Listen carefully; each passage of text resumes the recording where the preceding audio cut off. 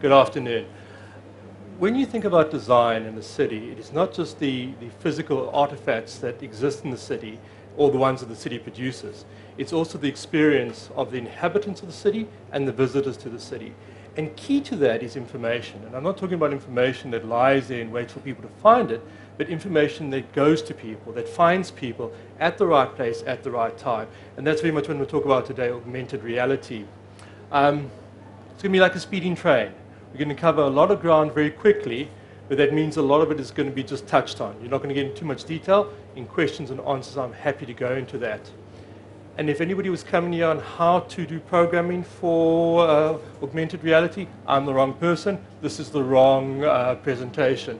That just out of interest is what's called a placeholder, and people who do program in augmented reality use that to put virtual things into real footage.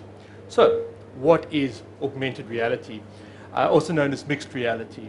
And this is one of the sort of nicer type of definitions of it. It's about the digital and the real coming together. But I think this one is a little bit too narrow, a little bit too limited. So I've changed it slightly, and I've said it's really the real-time delivery of digital information to where you are, where I'm standing right now, and where I need it. It's getting the right information to the people at the right time. And a couple of things we're going to look at. The first one is the society. We're actually very comfortable with living in the real world and living in the virtual world. And that sitting in the front is actually an avatar that has been superimposed in that photograph. And the next thing is we have the tools, especially mobile phones. They're this magic wand that we carry with us and allows us to access all sorts of information. And then there's a desire to know more. We walk around cities, we want to know more about them. This is a QR code. We're going to speak about it a bit later. That's the Golden Gate Bridge in the background. And then we've also got used to taking information in layers. We get RSS feeds, we click through to the full story, we get an SMS, we perhaps go and look at something else. So we're used to getting a little bit of information and then going to some more. So let's go back and look at those things in a little bit more detail. For a long time, we've been getting our mind around virtual and real worlds. This was written in the 1980s, the 1990s, and the Matrix movies, which introduced people to the concept of living in a physical plane as well as in a virtual one. And then also in our philosophy, and I'm going to mangle his name, it's Baudrillard.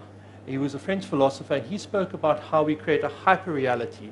We take something and we create a symbol for it, and that symbol becomes more real than the thing. And brands and their logos are examples of that. We trade in currencies that we never hold, and with the current recession we never will hold. But these are vast sums of money that move around the world and get lost that we never see. And games, video games and virtual worlds have introduced us to the concept of the avatar and living in a virtual existence. And then transmedia, which is a fascinating new thing, is where we do projects that involve the digital world and then involve the real world. And in Cape Town, we've just done one where we've had people moving around the city looking for clues, a physical world, but going back to a blog, a digital world, a virtual world, to get updates. They've done that with Audi in the US as well when they launched a car. So transmedia, moving between two worlds. The mindset has been there for a while, and now we also have the tools. And the main one we have is the mobile phone. Now, the mobile phone, there's some fantastic stats on that. 96% of the adult population in South Africa has a mobile phone. I saw another one the other day, it was also fascinating. 97% of the time by people in a certain demographic, I think it's in their early 20s to their 30s, who have a mobile phone, 97% of the time, that phone is less than a meter from them. Less than a meter from them the entire day. But we mustn't also forget about things like your normal computer, your laptop, as wireless becomes more prevalent, and also GPS systems, these navigation systems, which we've seen springing up more and more places. They're becoming cheaper and arriving in more cars. Flow. Okay, now how do we bring it all together? So we've had the mindset and we've got the tools. What are examples of augmented reality? Well, Stellenbosch is a bit ahead of the game in Cape Town.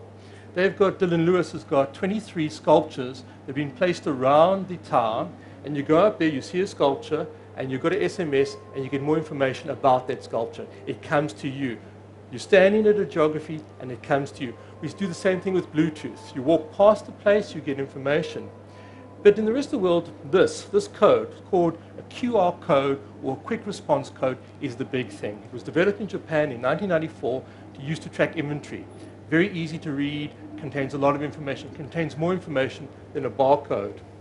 And what it happens is people have started to put it onto places, and you go up with your cell phone, you take a photograph of it, and you've got software that decodes that and either sends you information or sends you to a website or sends you an email later or sends you an audio depending on your phone. And in San Francisco last year, they had people walking around when they could go and they could see, okay, I'm seeing the gate, what do I want to do? I take a photograph here, I get information. They did the same thing with restaurants, they did the same thing with other devices. This is one in New York. You go to a shop window, you see something that you like, but the shop is closed. You take a photograph of the code and you get the information emailed to you. And cities are using this in an incredible way. All over cities, you're finding these codes come up that people walk by. An art gallery, I want more information, I take it. An outdoor art or theater, I can have a little code, I can see it up there. And the codes are very easy to generate. What's also interesting is it's not just one way. You can use a code to get access to a party or to an event or something. You photograph it on your phone, you go to the event, you scan it over a scanner, you get allowed in. This is on Google Maps. Somebody has put it in, made a code, you scan that, you can go to the party. And the maps themselves are incredible overlay. They're incredible overlay of you can put photographs on top of maps. So for your GPS systems, you can have a lot more information on where you are and what you're doing. Then if we look at just the map section, this is going a little bit forward in the future, and people are saying, well, what if I had a device that it knows where I am because of GPS and because of cell phone triangulation, and I see something, I look up, and it tells me what I'm looking at. I'm looking at that building.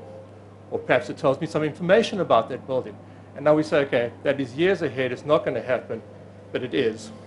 Google Android, the software for phones, that phone knows where you're standing. You hold it up, it knows what you're looking at, and it starts sending information about that to you. So I can see a building that I want to know more about. I look at it, it gives me information. I see an outdoor event, it gives me information. I see a train station, it gives me information. We are making information available to people where they need it and when they need it. But we need to layer the information, and there are three things we need to do. We have the geographic information. I'm standing here and now, and then we have the marketing information, which is, this is what I need to know about it, but the most important one at the top is, what do people think about it? What do they think at the end? User content. So here's a restaurant, here's the menu, and here's the users. Good wine list, bad wine list, good show, bad show, good art, bad art. And suddenly we create this whole information in the city that enriches it, that makes it a far better experience. So if we were to ask the question about Cape Town being a design city, I think Cape Town is a design city. I think we are seeing elements of augmented reality starting. But I think we've still got a way to go to catch up with some of other cities around the world who are allowing us far more information about where we live, about the beauty of where we live, and about what is happening. And I think I am over my 10 minutes. Well, then I'm coming under my 10 minutes. Thank you all very much.